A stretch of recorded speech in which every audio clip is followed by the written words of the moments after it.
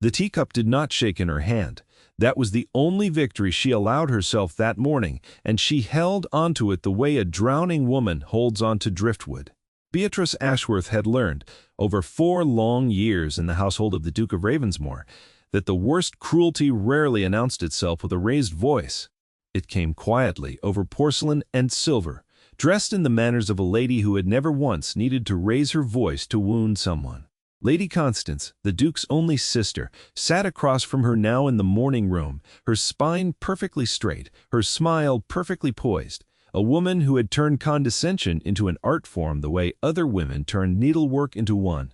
"Miss Ashworth," Lady Constance said, setting down her own cup without so much as a clink, "I do wonder sometimes why my brother insists on keeping you at table with the family. It isn't as though you contribute much to the conversation." The other guests, 3 cousins and an aunt, down from Yorkshire, glanced at their plates. Nobody laughed outright, nobody needed to. The silence did the laughing for them. "I find I have little to say that would interest present company," Beatrice answered, and her voice did not waver either, though the effort of keeping it steady cost her more than anyone in that sunlit room would ever know. "How modest," Lady Constance said, and there was a knife folded so neatly into the word that only Beatrice, who had spent 4 years learning to read the woman's every inflection the way a sailor reads weather, caught the true shape of it. Modesty is such a convenient virtue for those who haven't much else to recommend them. Somewhere down the table, a cousin's spoon scraped the bottom of a bowl. Outside the tall windows, a gardener was clipping a hedge into shape, and the sound of the shears, that dry, rhythmic snap, snap, snap, seemed the only honest thing in the entire room. Beatrice looked down at her plate. Roast pheasant, cooling, now, garnished with a sprig of something green. She couldn't name and didn't care to. She thought not for the first time that she had grown remarkably skilled at eating slowly, at making a single small portion last the length of a hostile conversation, at keeping her hands busy so they would not betray her. She thought, too, though she would never have admitted it aloud, that she had grown almost fond of this particular kind of silence. It was at least familiar. It asked nothing of her that she could not give. "You're very quiet today, Miss Ashworth," said the aunt from Yorkshire. Not unkindly, though not especially kindly either. Merely an observation, tossed into the air like a crumb for the birds. "I am quiet most days, Lady Pemberton," Beatrice said. "You've simply not had the pleasure of noticing before now." It wasn't a joke, not quite, but something in the dryness of it made the aunt's mouth twitch, just slightly, before she remembered herself and reached for the teapot instead. Lady Constance did not miss it. Lady Constance missed nothing. "How droll," she said in the tone of someone remarking on the weather. "Though I suppose when one has so little occupying one's time, one has ample opportunity to sharpen one's wit on trifles." There it was again, the knife, folded into silk. Beatrice had come to the household of Ravensmore at 19, an orphaned gentlewoman with a small allowance, distant connections to the Duke's late mother, and nowhere else in the world to go. She had been engaged, quietly and without ceremony, as a companion to the Dowager Duchess in the last 2 years of that lady's life, and when the old woman had died, peacefully, in her sleep, in the room at the end of the east corridor that still smelled faintly of lavender and beeswax, Beatrice had somehow simply remained. Nobody had precisely invited her to stay. Nobody had precisely told her to go. She existed, in the years since, in the strange, suspended country between guest and servant, family and stranger, seen and unseen. She was included at the family table because it would have been improper to banish her to eat with the staff, and she was tolerated at family gatherings because the Duke, though he rarely said so aloud, had made it plain in ways both direct and indirect that she was to be treated with courtesy. Courtesy. What a small, breakable word that had turned out to be in Lady Constance's hands. The Duke himself, Alexander Hartwell, 6th Duke of Ravensmore, was not present at this particular tea. He had ridden out early that morning to see to some matter of drainage on the tenant farms to the south. A fact Beatrice knew only because she had glimpsed him from her window at dawn, tall and dark-coated against the mist, moving with the unhurried purpose of a man who took his responsibilities more seriously than his pleasures. She had watched him a moment longer than was strictly necessary. She would not have admitted that either.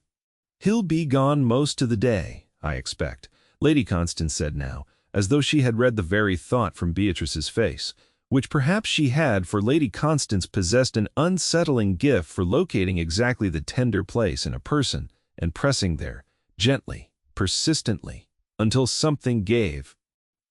"Alexander does so love his tenants. More than his own family sometimes, I think, though I don't suppose that concerns you overly much, Miss Ashworth. It isn't as though his comings and goings are any of your affair." "No," Beatrice agreed evenly, "they are not." "Good," said Lady Constance, satisfied, and turned to pour more tea for the aunt from Yorkshire. The matter, as far as she was concerned, entirely closed. But Beatrice sat very still, and beneath the stillness something old and tired and patient turned over in her chest, like a stone shifting at the bottom of a riverbed. She thought, 4 years. 4 years of teas like this one. 4 years of small cuts, delivered so precisely, so smoothly, that no one else in the room ever quite registered the wound, only the faint, awkward silence that followed it, like the ringing after a bell has been struck. She had told herself more times than she could count that endurance was its own kind of dignity, that a woman with no fortune, no family, and no prospects could not afford outrage, only grace. That grace, quiet and unglamorous as it was, might be the only inheritance she had left to give herself. She did not yet know how soon that inheritance would be tested, nor did she know that the very room she sat in now, this bright morning room with its yellow silk curtains and its bowl of hothouse roses on the mantel, would one day hold the answer to every quiet humiliation she had swallowed here. But that is getting ahead of the story. And a story like this one deserves to be told properly, from its beginning, the way Beatrice herself might have told it, had anyone ever thought to ask. The Ravensmore estate sprawled across nearly 9,000 acres of Hampshire countryside, all rolling green hills and ancient oak groves, and a river that curled through the property like a ribbon someone had dropped carelessly and beautifully across the land. The great house itself, built in pale gray stone some 150 years before, rose up out of its gardens with a kind of severe, symmetrical grandeur that made visitors fall silent when they first came round the bend in the drive and saw it. Beatrice had felt that same silence the first time she'd arrived, a frightened girl of 19, with a single trunk and a letter of introduction, and she felt an echo of it still, even now, even after 4 years of walking these halls so often that she could have found her own room blindfolded. It was in its way the only home she had. Her own family had been modest gentry, her father a scholar of some minor reputation, her mother a woman who had loved gardens more than society, and had taught her only daughter to see the world in small, careful details, the particular blue of a delphinium, the exact moment a rose opened fully, the way morning light fell differently through leaves. Depending on the season, both her parents had died within a year of each other when Beatrice was 17, a fever that swept through their part of Wiltshire and left her, quite suddenly, entirely alone in the world, with a small annuity, a few boxes of books, and a talent for drawing that nobody had ever thought to call anything more than a pleasant accomplishment. It was that talent, oddly enough, that had first brought her within the orbit of the Ravensmore family. The Dowager Duchess, then in the last years of her life, and increasingly confined by illness to her rooms, had wanted a companion who could read to her. Yes, but more particularly, someone who could sketch the garden as it changed through the seasons, since she herself could no longer walk its paths. A mutual acquaintance had mentioned Beatrice's skill. A letter had been sent, and so, at 19, Beatrice Ashworth had come to Ravensmore with her sketchbooks and her quiet grief, and had found, to her own surprise, something like purpose in those long afternoons spent describing hydrangeas and climbing roses to a dying woman who could no longer see them for herself. The Dowager Duchess had been kind to her, sharp-tongued in her own right, certainly, for it seemed a family trait, but kind underneath it, the way a walnut is hard on the outside and soft within. She had called Beatrice "my quiet artist," and had, in her final months, made her promise to stay on at Ravensmore, to look after the gardens, to look after herself, until she found a place of her own in the world. "You have a gift for stillness," the old Duchess had told her once. Near the end, her hand papery and light in Beatrice's own. Don't let anyone tell you it's the same thing as weakness. Stillness is what allows a person to see clearly while everyone else is busy making noise. Beatrice had held on to those words the way she held on to very little else from that time. She had needed them, in the years since, more than she could say, because when the old Duchess died, and the household passed fully into the hands of her son, the 6th Duke, and her daughter, Lady Constance, who had married briefly and unhappily and returned to live at Ravensmoor as a widow before Beatrice had even arrived, the stillness the old woman had praised became, in Lady Constance's eyes, something closer to an offense. She simply sits there. Beatrice had once overheard Lady Constance say to a visiting friend, not troubling to lower her voice, as though Beatrice, 3 rooms away, could not possibly hear. Like a piece of furniture no one has the heart to remove, I don't know why Alexander tolerates it. Alexander, for his part, had never once suggested that Beatrice ought to be removed. If anything, in the 4 years since his mother's death, the Duke had grown quietly, almost imperceptibly, more attentive to Beatrice's presence in his household, though attentive was, perhaps, too strong a word for a man who said so little and revealed even less. He was not by any measure an easy man to read, where his sister wielded words like a rapier, precise and glittering and cruel. The Duke wielded silence the way other men wielded armor. He had inherited the title at 26, following the sudden death of his father in a hunting accident, an event that had, by every account Beatrice had ever heard whispered among the staff, changed him from a warmer, more open young man into someone far more guarded. He carried his grief the way he carried everything else, privately, methodically, without complaint, and the estate had prospered under his careful hand, even as something in him seemed to have gone a little cold, a little distant, ever since. Beatrice had never asked him about his father. It was not her place, and besides, she understood grief of that particular shape better than most people might have guessed. She recognized it in him the way one recognizes a language once spoken in childhood, half forgotten but never entirely foreign. She had first truly noticed him, or rather, first noticed that he had noticed her. On an autumn afternoon, perhaps a year after his mother's death, she had been sitting at the edge of the walled garden, sketchbook balanced on her knee, attempting to capture the particular gold of the beech trees before the light changed, when she'd heard footsteps on the gravel path behind her and turned to find the Duke himself standing there, hands clasped behind his back, regarding her with an expression she could not immediately place. "You draw," he had said, not a question. A simple statement of fact delivered in that low, even voice of his. "I do, Your Grace," she had answered, closing the sketchbook automatically. An old habit, the instinct to hide anything that might invite scrutiny or ridicule. "May I see?" She had hesitated. Nobody asked to see her drawings. Nobody, in 4 years at that point, had ever expressed the slightest interest in what filled the pages of the little books she carried everywhere, half diary, half botanical record. Entirely private, mandible. "They're not very good," she'd said. Which was a lie, and she suspected, even as she said it, that he knew it was a lie. "I doubt that very much," he had said, and there had been the faintest note of something dry in his voice, something almost like humor, though his expression remained as composed as ever. "But you needn't show me if you'd rather not. I only ask because my mother once told me you had captured her garden more faithfully than any painter she ever hired. I've always wondered if that was simply a mother's fondness speaking, or the truth." Something in that had loosened a small knot in Beatrice's chest, the particular knot that formed whenever she was asked to justify her own existence in that house. She had opened the sketchbook then, turned it to face him, and watched, with a strange held breath, as he studied the pages. He had said nothing for a long moment. Then, "It's the truth," that was all.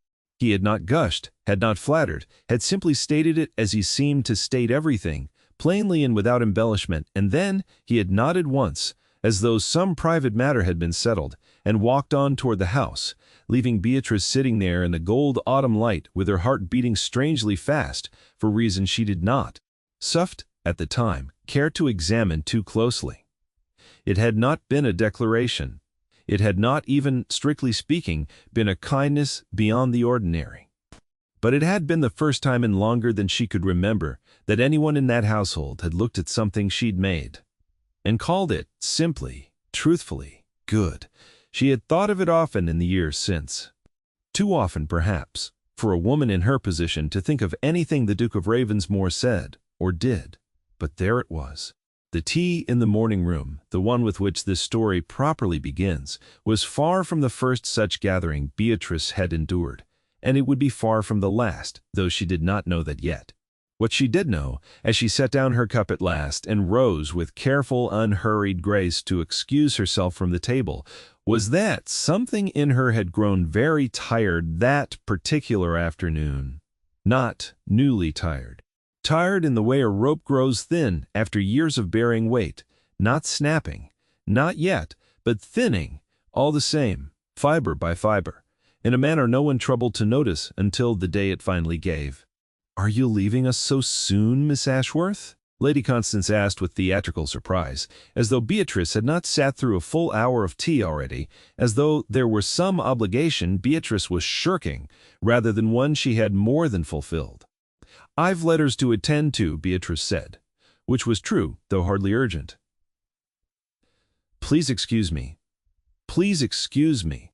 "Of course," Lady Constance said, and smiled, and it was a smile that promised, without a single word needed to make the promise explicit, that this conversation, this particular flavor of cruelty, would resume again at the next opportunity, and the one after that, on and on, world without end, until Beatrice either broke or left or simply ceased, somehow, to exist as a person capable of feeling the cuts at all. Beatrice walked from the morning room with her spine straight and her hands steady, and it was only once she had gained the privacy of the corridor, once the door had closed behind her and the voices of the tea party had faded into a low, indistinct murmur, that she allowed herself to stop, to press one hand briefly against the cool stone wall to breathe. 4 years, she thought, 4 years, and still it cost me this much. She did not cry. She had not cried in front of anyone in that house in longer than she could remember, and she was not about to start now alone in a corridor, over something as small and as constant as Lady Constance's contempt. But she stood there a moment longer than she needed to, gathering herself, before she continued on toward the small sitting room at the rear of the house that had, over the years, become unofficially hers, the one place in that vast, cold, beautiful house where she felt something close to safe. It was in that sitting room, an hour later, with the afternoon light slanting gold through the tall windows and her sketchbook open on her lap, that she heard the door open behind her and turned, expecting perhaps a maid, and found, instead, the Duke himself, still in his riding clothes, his boots dusty from the morning's inspection of the tenant farms, his dark hair slightly disordered by wind. "Your Grace," she said, rising at once, the sketchbook nearly sliding from her lap in her haste. "I didn't expect you back so soon." The drainage matter resolved itself more quickly than anticipated, he said, and there was something in his face, some faint shadow of concern that made her pause. "I understand there was a tea this afternoon." Beatrice felt her stomach tighten. "There was, Your Grace, with my sister." "Yes." He said nothing for a moment, merely studied her with that steady, dark gaze of his, the gaze that had unsettled her the very first time she'd encountered it, and had, somehow, over 4 years, become something closer to comfort than threat, though she could not have said precisely when that transformation had occurred. "One of the maids mentioned to my housekeeper that voices had been raised," he said carefully. "Mrs. Whitfield thought I ought to know." "No voices were raised, Your Grace," Beatrice said, and it was strictly speaking the truth. Lady Constance never raised her voice. She had no need to. It was a perfectly ordinary tea. Something flickered across his face at that, something that might have been understanding or might have been anger held carefully in check, and Beatrice found herself unable to read, which he was, as ever, difficult to read. "Miss Ashworth," he said after a moment, "you have been a part of this household for 4 years. Now I have, Your Grace, and in that time I have observed that you never complain. Not once. Not about the weather, not about your duties, not about my sister." He paused.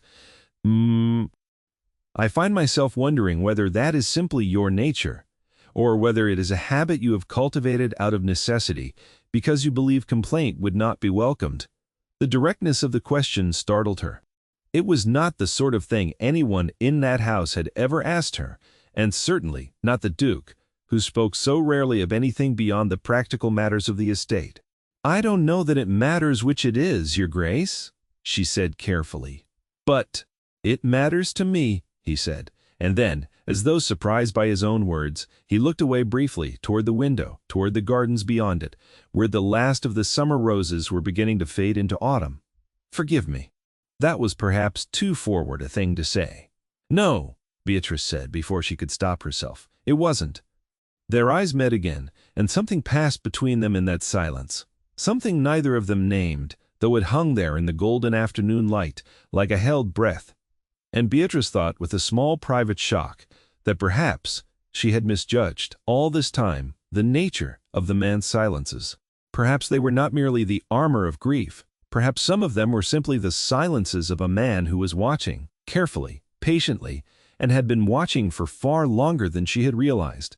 "I have business in London next week," the Duke said at last, his voice returning to its usual measured calm, though something in his bearing seemed subtly altered, as though a decision had been reached somewhere behind his composed exterior.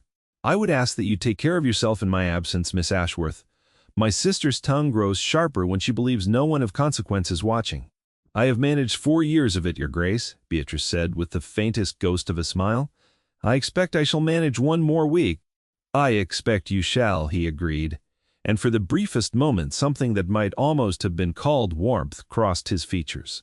There and gone so quickly she might have imagined it. "All the same, take care." He left the room then, and Beatrice sat back down slowly, her sketchbook forgotten in her lap, and found that her heart was beating in that same strange, rapid rhythm it had beaten in the walled garden a year before, and she thought with a kind of resigned despair that she really ought to stop allowing this man's few words to affect her so profoundly. She did not stop. She would not, in fact, ever quite manage to stop, though it would be some time yet before either of them said aloud what had in truth been growing quietly between them for longer than either would have readily admitted. The week the Duke spent in London proved, if anything, worse than Beatrice had anticipated. For Lady Constance, freed of whatever small check her brother's presence had exercised upon her, seemed to take a particular delight in finding new occasions to remind Beatrice of her place. It began small, as it always did, a comment at breakfast about the impropriety of a companion lingering too long in the family's private rooms. A pointed remark, delivered before the assembled household staff, about how fortunate Beatrice was to have been kept on so long, given how little use she truly served.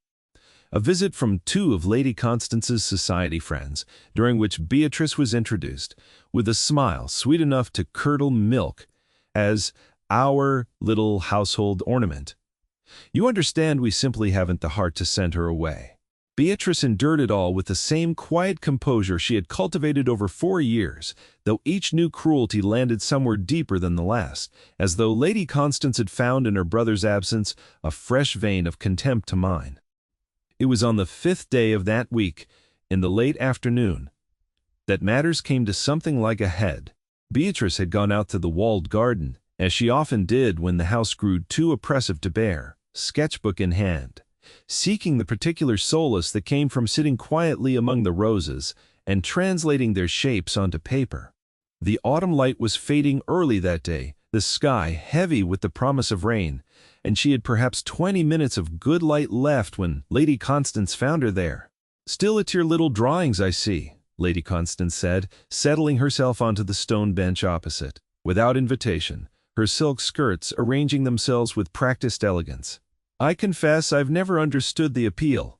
What is the use of capturing a flower on paper when the flower itself will simply die and be replaced by another exactly like it?" "Perhaps that's precisely the use of it, my lady," Beatrice said, not looking up from her page. "To keep something that would otherwise be lost." "How sentimental," Lady Constance said, in a tone that made the word sound like an accusation. "Sentiment is a luxury for those who can afford it, Miss Ashworth. I would have thought a woman in your position might have learned that by now." Beatrice's pencil paused over the page. She said nothing. "You know," Lady Constance continued, examining her own gloved hands with apparent great interest, "I have been thinking of late that it is perhaps time for a change in this household's arrangements." Something cold settled in Beatrice's chest. "My lady, my brother has been overly generous with you, I think. 4 years is a very long time to keep a companion for a woman who has been dead for 4 years herself." Lady Constance's smile was thin and precise as a blade. "I have a cousin, you know, in Bath who has need of someone to look after her children. Nothing so grand as this household, of course, but suitable, I think, to your circumstances." Beatrice's hand tightened around her pencil. "Has the Duke expressed any wish to send me away, my lady?" "My brother is a busy man," Lady Constance said smoothly. "He does not concern himself with every small domestic arrangement. I dare say he would defer to my judgment in this, as in most household matters." It was, Beatrice knew, very likely a lie, or at best an enormous overstatement, but the threat of it landed all the same, cold and precise, exactly as it had been intended to. "I see," Beatrice said quietly. "I thought you might," Lady Constance said, rising, smoothing her skirts. "I only tell you this out of kindness, Miss Ashworth. It's never pleasant to be turned out with no warning at all. I should think you, of all people, would appreciate a woman who takes the trouble to warn you in advance." She paused, looking down at Beatrice's sketchbook, open on the bench beside her, to a half-finished study of the autumn roses. "Though I do wonder what you imagine will become of all these little drawings. When you're gone, I suppose they'll simply be thrown out with the rest of your things. Nobody keeps a stranger's rubbish." She left then, without waiting for a response, her heels clicking against the garden path, with the particular rhythm of a woman well satisfied with her afternoon's work, and Beatrice sat alone in the fading light, her sketchbook trembling, very slightly, in her lap. She did not cry. She had promised herself long ago that she would not give this house the satisfaction of her tears. But she sat there a long while, until the light failed entirely, and the first cold drops of rain began to fall unmoving, turning over in her mind the particular horror of being, once again, entirely at the mercy of someone else's whim. She thought of her mother's garden in Wiltshire, long since sold to strangers. She thought of her father's books, packed away in a trunk she had not opened in 3 years, because the smell of them, old paper and pipe tobacco, still undid her every time. She thought, with a fresh wave of grief that surprised her with its intensity, of how very alone a person could be even inside a house full of people, even inside 4 years of careful, deliberate belonging that had, apparently, never truly belonged to her at all. It was full dark. By the time she rose at last and made her way back inside, soaked through with rain she had not troubled to shelter from, and it was in the front hall, stripping off her wet gloves with numb fingers, that she encountered Mrs. Whitfield, the housekeeper, a stout, kind-faced woman who had served the Ravensmore family for nearly 30 years, and who had, over Beatrice's 4 years in the household, become something like the closest thing to a friend Beatrice possessed. "Miss Ashworth," Mrs. Whitfield exclaimed, taking in the state of her at once, "you're soaked to the bone, child. Come to the fire this instant." "I'm quite all right, Mrs. Maid." "Whitfield," Beatrice said, though her teeth had begun to chatter, slightly betraying her. "You are not all right, Mrs. D." Whitfield said firmly, taking her by the arm and steering her toward the servants' side of the house, where a fire burned in the small parlor set aside for the housekeeper's own use. "And don't think I haven't noticed these past days the look about you. What she said to you now." Beatrice hesitated, but something in Mrs. Salad, Whitfield's steady, weathered face, the same face that had comforted her through the old Duchess's death and countless smaller griefs since, undid the last of her composure, and she found herself telling the housekeeper everything: the tea, the visit from Lady Constance's friends, the threat of Bath and a cousin's children, the cold, precise cruelty of it all. Mrs. Whitfield's mouth pressed into a thin, angry line as she listened, and when Beatrice finished, she was quiet for a long moment, staring into the fire. "She's no right, Mrs. Whitfield said, finally quietly, though there was iron beneath the quiet. "No right at all to be making decisions about this household's arrangements. That's His Grace's business, and His Grace's alone, and, well, she knows it." "Perhaps she's telling the truth, though," Beatrice said. "Perhaps he would defer to her." "He would not," Mrs. Whitfield said, with such certainty that Beatrice looked up startled. "Miss Ashworth," I've served this family 30 years. I dressed His Grace's mother for her own wedding, God rest her soul.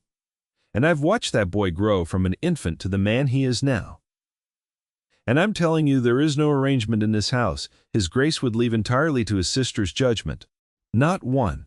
He may say little, but he misses nothing, and he has never, not once in 4 years, given any sign that he wishes you gone from this house. Something in Beatrice's chest, some tight, frightened thing, loosened slightly at that, though the fear did not leave her entirely. Why does she hate me so, Mrs. Whitfield?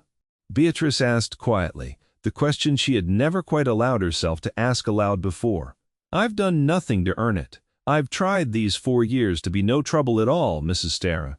Whitfield was quiet again, and when she spoke, it was with a careful, weighted slowness, as though choosing her words from among many she might have chosen instead. I don't think it's you, child. Not truly. I think Lady Constance has spent her whole life being told her worth lies in what she can command, what she can control, what belongs to her. Her marriage was arranged when she was barely older than you are now, to a man twice her age who treated her, from what the staff always said, with more coldness than kindness, and when he died and left her nothing but a house in Bath and a small income, she came back here with nothing left to command but this household, and her brother's goodwill, and whatever small cruelties she could inflict on those beneath her notice. It isn't right. It isn't an excuse. But I don't think it's you. She hates, not truly. I think it's the fact that you seem somehow content in a life she'd have called beneath her, and I think that catches at something in her she'd rather not examine too closely. Beatrice turned this over slowly and found to her own surprise that it settled something in her, not entirely, not enough to erase the sting of the afternoon's cruelty, but enough that she felt, for the first time in longer than she could remember, something other than simple shame at being the object of Lady Constance's scorn. "Thank you, Mrs. Whitfield," she said quietly. "Don't thank me," the housekeeper said, patting her hand with rough affection. "Just don't you dare pack your trunk on that woman's say-so. This is your home, child, as much as it's anyone's, and I'll see His Grace. Here's about that Bath business the moment he's back from London. Mark my words. Whether Mrs. Whitfield made good on that particular promise, Beatrice never learned for certain, though when the Duke returned from London 3 days later, there was a subtle but unmistakable shift in the household's atmosphere, a certain wariness that entered Lady Constance's manner whenever her brother was present, as though some conversation had occurred that Beatrice had not been privy to. The Duke himself said nothing to her directly about the matter of Bath, or of his sister's threats, though on the evening of his return, he sought her out in the small sitting-room where she so often retreated, and stood for a long moment in the doorway before speaking. "Miss Ashworth," he said, "I understand my sister paid you several visits while I was away." Beatrice set down her needlework, uncertain how much he knew, how much to reveal. "She did, Your Grace. And I understand one of those visits concerned a proposed position for you in Bath." So he did know. Beatrice's hands folded carefully in her lap. "It was mentioned, Your Grace?" "Yes." "It will not happen," the Duke said, with a quiet, absolute finality that left no room for argument. "You have a place in this household for as long as you wish to remain in it, Miss Ashworth, and no arrangement to the contrary will be made without your consent, and certainly none without mine." He paused, and something shifted in his expression, something almost apologetic. "I am sorry that my absence gave her the occasion to distress you so. It will not happen again." "Your Grace needn't apologize for your sister's behavior," Beatrice said softly. "Perhaps not," he said, "but I find that I wish to, regardless." He did not explain further, and Beatrice did not ask him to, though something in the exchange lodged itself in her chest and stayed there, warm and unexamined. For days afterward, a small, quiet certainty that she was, after all, wanted in that house, by someone whose good opinion had, without her, quite realizing when it had happened, come to matter to her more than almost anything else in the world. It would be some months yet before the true nature of that certainty revealed itself fully to either of them, and in those months the small cruelties of Lady Constance did not cease, though they grew, perhaps, marginally more careful, more restrained, as though some warning had indeed been delivered and heeded, at least in part. But it was in the depths of that particular winter, some 4 months after the Duke's return from London, that the second great thread of this story began to unspool. The thread that had nothing to do with cruelty or kindness, and everything to do with the question of who, precisely, Beatrice Ashworth truly was. Unknowingly entitled to all along. It began, as such things often do, with a letter. Beatrice found it among her own correspondence one gray morning in January, delivered along with the usual small trickle of notes she received from a handful of distant acquaintances. The address, written in a hand she did not recognize, the seal unfamiliar to her. She opened it at the small writing desk in her sitting room, expecting nothing more remarkable than the usual pleasantries, and found instead a letter from a solicitor's office in London, a firm called Grimshaw & Pole, requesting, in the driest and most formal of legal language, that Miss Beatrice Ashworth present herself at her earliest convenience regarding a matter of some urgency pertaining to the estate of the late Mr. Edmund Ashworth, her father. Beatrice read the letter twice, then a third time, her heart beating strangely fast, for her father had died nearly 7 years before, and any matter pertaining to his estate, such as it was, ought surely to have been settled long ago. The small annuity she'd lived on since her parents' death had come, she'd always understood, from what little remained of her father's modest savings, a sum that had never been described to her as anything more than sufficient, adequate, enough to keep her from utter destitution, but nothing more. Why, then, should a solicitor's office in London be writing to her now, after 7 years of silence, regarding some new matter of urgency? She showed the letter to Mrs. Traster. Whitfield first, uncertain who else in the household she might trust with something so strange and so personal, and the housekeeper's brow furrowed as she read it. "Grimshaw & Pole," Mrs. Whitfield murmured. "I know that name, though I couldn't say from where. A very old firm, I believe, handles a great deal of estate business for the better families. Why would they be writing to me about my father's estate, 7 years after his death?" Beatrice asked, and there was a thread of real anxiety in her voice now, for she had learned, through long, hard experience, that unexpected letters from solicitors rarely brought good news to women in her position. "I don't know, child," Mrs. Whitfield said slowly, "but I think you'd best find out. Would you like me to arrange transportation to London? I could speak to His Grace's steward about it." Beatrice hesitated. The idea of traveling to London alone, to meet with strangers about a matter she did not understand, filled her with a quiet dread. But the alternative, ignoring the letter entirely, seemed worse still. A door left forever unopened, onto a room she might desperately need to see inside. "I think I must go," she said finally. "But I don't wish to trouble His Grace with the arrangements." "It's no trouble at all," said a voice from the doorway, and both women turned, startled to find the Duke himself standing there, having apparently arrived in search of Mrs. Campbell. Whitfield on some other errand, and overheard the tail end of their conversation. "Forgive me. I didn't mean to intrude, but I couldn't help but hear. What's this about London, Miss Ashworth?" Beatrice hesitated only a moment before handing him the letter, some instinct telling her that concealment, in this particular matter, would serve her poorly, and that the Duke, whatever else might be said of him, had never once given her cause to doubt his discretion. He read it slowly, his expression giving away nothing, and when he looked up, there was a faint furrow between his dark brows that Beatrice had come to recognize, over the months, as his particular expression of careful, deliberate concern. Quote, "You must go, of course," he said, "and you shall not go alone. I have business in London myself this week that I have been putting off. It would be no trouble at all to accompany you, and to have my own solicitor present, should the matter prove more complicated than a simple formality." "Your Grace needn't trouble yourself on my account," Beatrice began, but he cut her off, gently but firmly. "It is no trouble," he said again, and there was something in the steadiness of his gaze that made further protest feel not merely unnecessary, but somehow discourteous, a refusal of a kindness sincerely meant. "I would feel considerably easier knowing you were not facing whatever this concerns entirely alone." And so it was arranged, with a swiftness that left Beatrice's head slightly spinning, that she would travel to London within the week, accompanied by the Duke himself and by Mrs. Prater.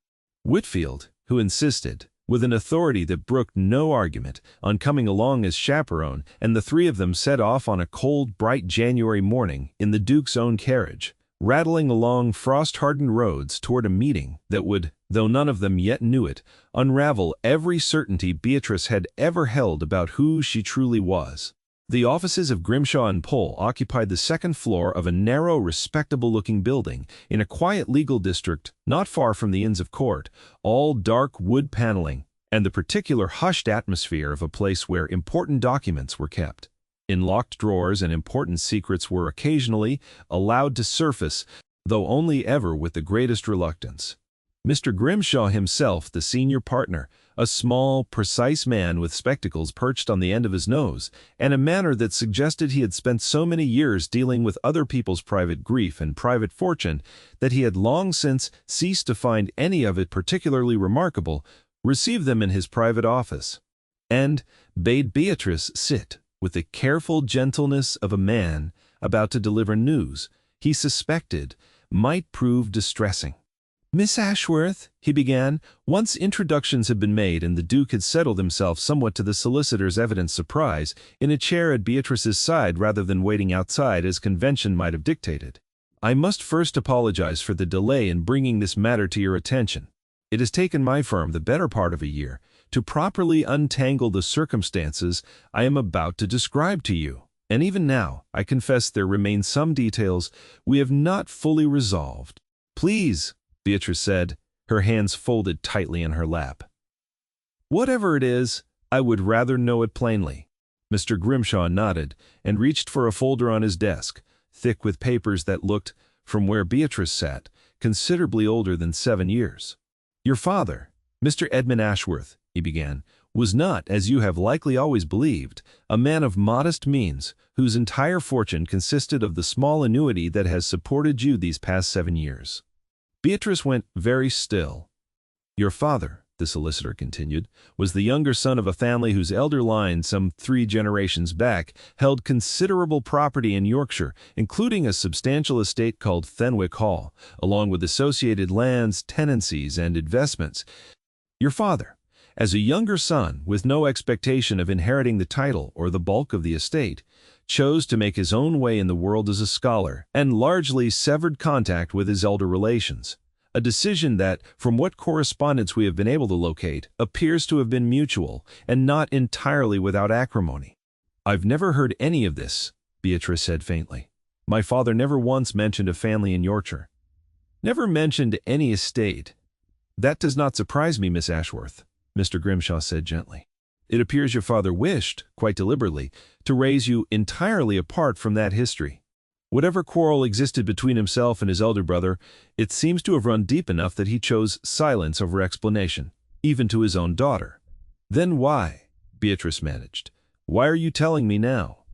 "Because," the solicitor said, and here he paused, glancing briefly at the Duke before returning his attention to Beatrice, "your father's elder brother, your uncle, Mr. Josiah Ashworth, died some 14 months ago without issue.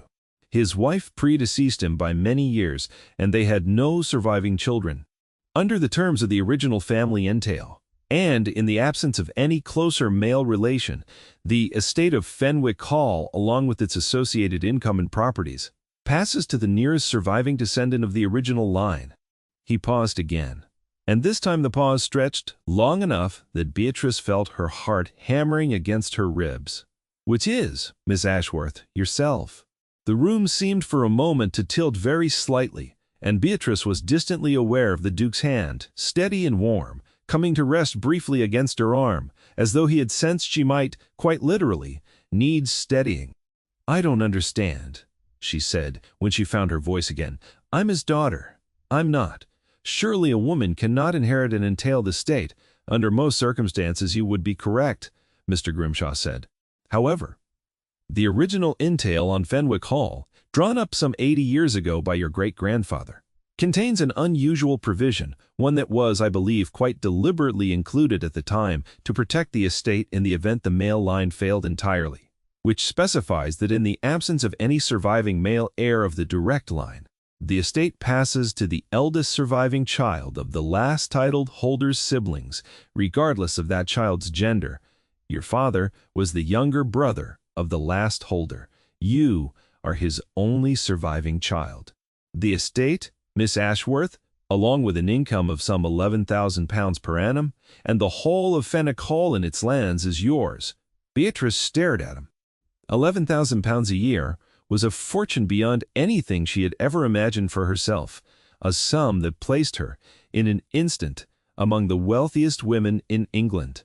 "There must be some mistake," she said faintly. "There is no mistake," Mr. Grimshaw said, with the patient certainty of a man who had spent the better part of a year confirming precisely that fact. "We have verified the line of descent through parish records, through your parents' marriage certificate, through your own baptismal record, and through correspondence in your late uncle's papers that references his brother's family, including yourself by name, on several occasions, despite the estrangement between the brothers. There is no mistake, Miss Ashworth. You are the rightful heir to Fenwick Hall." Beatrice sat in stunned silence for a long moment, and beside her the Duke spoke for the first time since the solicitor had begun his explanation. "May I ask," he said in his quiet, measured voice, though there was an edge to it now that Beatrice had rarely heard him use, "why it has taken 14 months for this matter to come to light, and why Miss Ashworth was not informed the moment your firm became aware of her uncle's death?" Mr. Grimshaw's expression grew, if anything more careful still, and he glanced down at his papers before answering, a small gesture that Beatrice would later come to recognize as the mark of a man choosing his words with particular caution. "That, your grace, is rather a delicate matter," he said. "You see, we did attempt to locate Miss Ashworth immediately upon confirming the terms of the entail, some 14 months ago. Our inquiries led us to a solicitor in Wiltshire who had handled the settlement of her parents' estate some years prior, and who informed us that Miss Ashworth's whereabouts were at that time unknown to him, as she had left the district some years before to take up a position in service, and no forwarding address had ever been recorded." "That's not true," Beatrice said slowly, a cold suspicion beginning to form in her mind. "I wrote to that same solicitor, Mr. Pratchett, when I first took the position here at Ravensmoor, informing him of my new address, in case there were ever any matters requiring my attention regarding my parents' affairs. I have the reply. He sent, acknowledging receipt of my letter. It's among my papers still." Mr. Grimshaw's expression sharpened with sudden interest. "You have that correspondence still, Miss Ashworth?" "I believe so." "Yes. I keep all my correspondence. It's a habit of my father's. I never broke." "Then I think," Mr. Grimshaw said slowly, "we may have uncovered something rather more troubling than a simple administrative oversight." It took the better part of another hour and considerable further discussion for the full shape of the matter to emerge, and even then, much of it remained speculation rather than confirmed fact. But the essential outline, as it gradually became clear to Beatrice over the following weeks, was this. Mr. Pratchett, the Wiltshire solicitor, who had handled their parents' modest estate following their deaths, had indeed received Beatrice's letter informing him of her new address at Ravensmoor, and had, by all evidence, deliberately failed to pass that information along to Grimshaw and Pole when they made their initial inquiries, claiming instead that her whereabouts were unknown. Why he had done so remained for the moment unclear, though Mr. Grimshaw promised to pursue the matter with considerable vigor, both because it constituted a serious professional impropriety on Mr. Pratchett's part, and because, as he delicately put it, 14 months is a very long time for an estate as substantial as Fenwick Hall to remain without proper oversight. And I confess, I am curious as to who, precisely, has been managing its affairs in the interim, and to whose benefit. That question, innocuous as it sounded in the quiet, wood-paneled hush of Mr. Grimshaw's office, would prove, in the weeks that followed, to be the thread that unraveled a far larger and far darker tapestry than any of them yet suspected. The carriage ride back to the Duke's townhouse that evening passed largely in silence, Beatrice too overwhelmed by the events of the day to make easy conversation, and the Duke, sensing this, content to let the silence stand, though he watched her, from time to time with an expression of quiet, careful concern that Beatrice found, despite everything, oddly comforting. "You're very quiet," he said finally, As the carriage rattled over the cobblestones of a quiet London street, the gas lamps just beginning to glow gold against the early winter dusk. "I don't know what to think," Beatrice admitted. "This morning I was a companion with no fortune and no family. Tonight I'm told I own an estate in Yorkshire and an income larger than I ever imagined possible. It doesn't feel real, Your Grace. It feels like something that's happened to someone else, and I'm simply being told about it secondhand." "That's understandable," the Duke said. "Such news would unsettle anyone." He paused, and when he spoke again, his voice had grown quieter, more careful. "May I ask you something, Miss Ashworth?" "Of course. Does it change anything? For you? Beyond the practical matters of income and property, I mean? Does knowing this about your father's family, about where you came from, change how you